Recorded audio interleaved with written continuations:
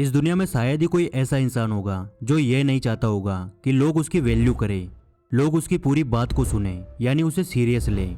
लेकिन हर किसी के साथ ऐसा नहीं होता है और इसकी वजह है सही नॉलेज का ना होना। आप अपनी कंपनी के सबसे मेहनती इंसान हो, लेकिन यदि आपको अपनी खुद की वैल्यू करवाना नहीं आता तो आप चाहे पूरी जिंदगी मेहनत करके निकाल दीजिए, आपको कोई भी प्रमोशन नहीं मिलने वाला।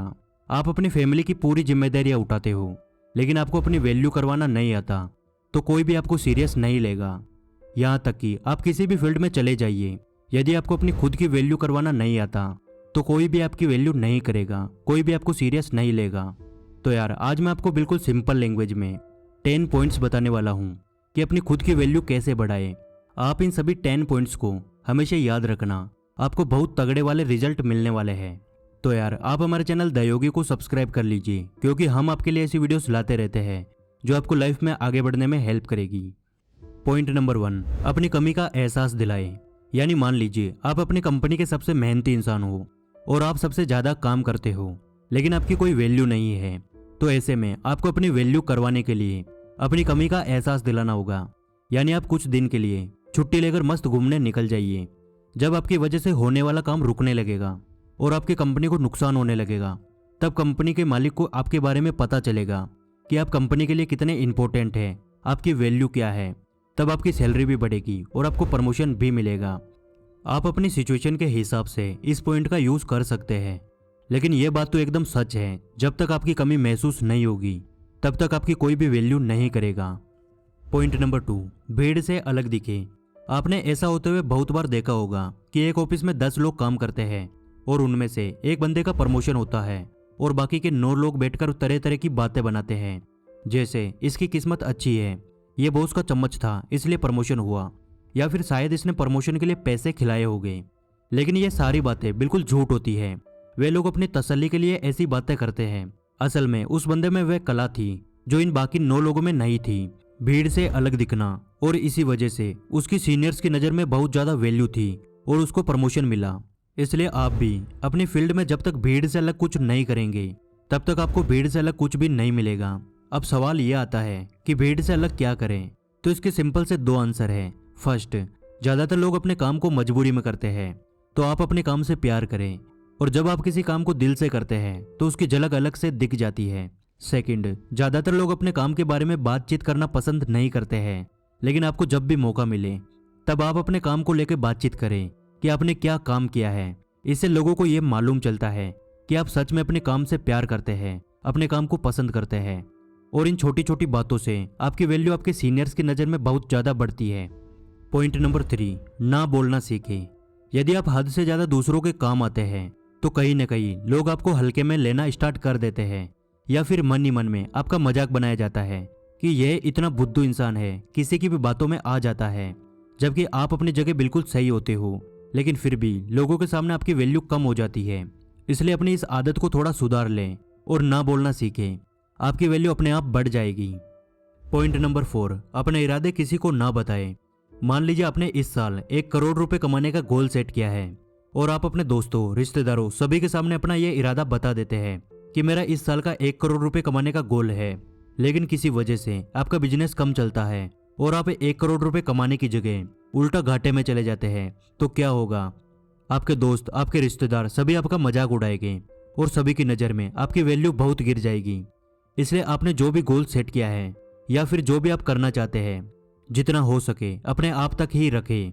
इससे आपका कॉन्फिडेंस भी बढ़ेगा और आपकी सक्सेस के ज़्यादा चांस होंगे। पॉइंट नंबर 5, सोच समझ कर बोलें। हमारे बोले गए हर एक शब्द में बहुत पावर होती है। यह हमारी वैल्यू को बहुत ऊपर भी ले जा सकता है, तो यह हमारी वैल्यू को बहुत नीचे भी गिरा सकता है। मान लीजिए आप एक ऑफिस में काम करते हैं और आप देखते हैं कि आपके बॉस ने कोई गलती कर दी है और आप जाकर बोलते हैं, सर आपने ये गलती कर दी है, तो वह गलती तो ठीक हो जाएगी, लेकिन आपको क्या लगता है आपकी वैल्यू बढ़ेगी? नहीं, ऐसा बिल्कुल भी नहीं होने वाला। उल्टा आपके बॉस को लगेगा कि आप उसके लिए खतरा हो, क्योंकि आप उससे ज़्यादा समझदार हो, इसलिए वह आपको कभी भी आगे नहीं बढ़ने देगा।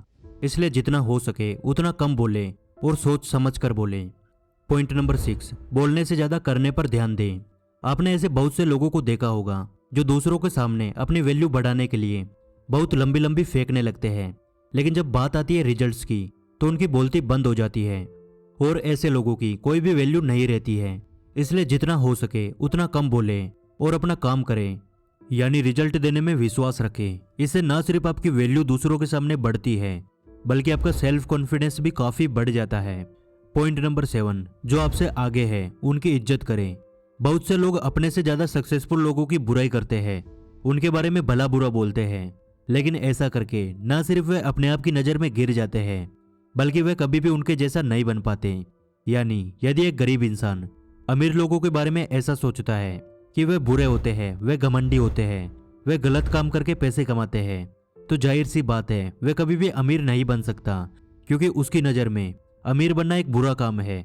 इसलिए जो लोग आपसे आगे हैं या आप जिनकी तरह बनना चाहते हैं उनकी इज्जत करें।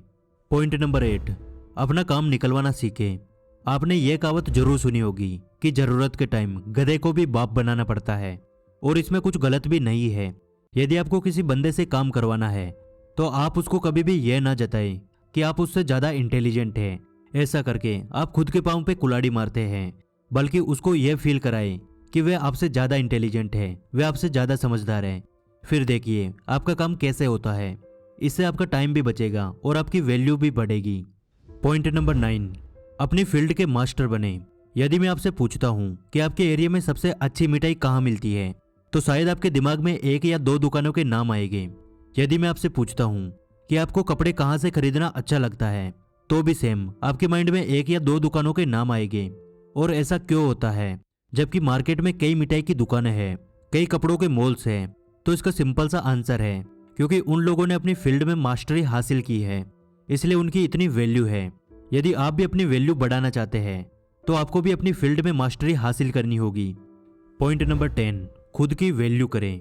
यह पॉइंट सबसे खास और सबसे जरूरी है, क्योंकि जो इंसान खुद की वैल्यू नहीं करता उसकी कोई भी वैल्यू नहीं करेगा।